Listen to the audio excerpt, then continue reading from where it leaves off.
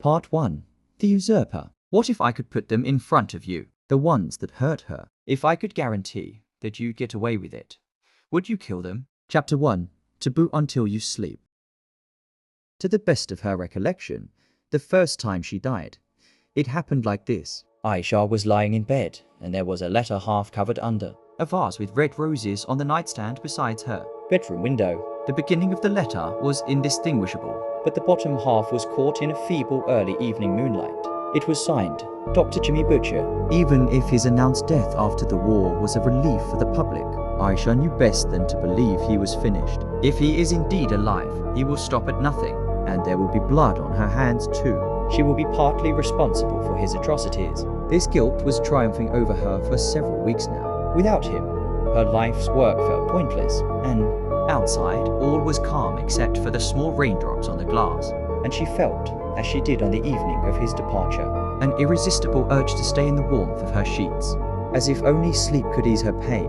When the night came, the wind started howling as the thunder rumbled and the rain hit her window panes. The vast cloak of clouds blocked view of the starry sky, amplifying a suffocating melancholy to the comfort of her pillow, leaving her lying restless.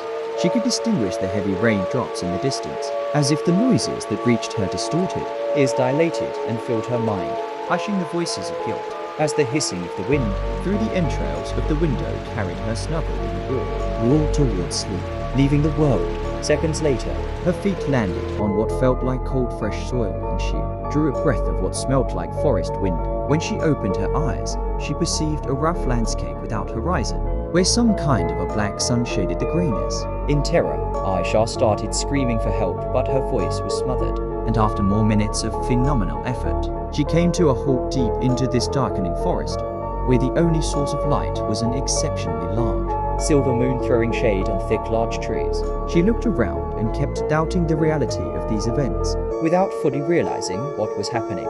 She perceived in the distance a large wooden cabin on an enlightened patch, in the middle of the trees. The door was slightly ajar, as if inviting visitors inside. As she got closer to it, the old cabin loomed over her, revealing the ornate carvings that had long since lost their luster. Moonlight illuminated the front door, its wooden walls covered in grime and neglect.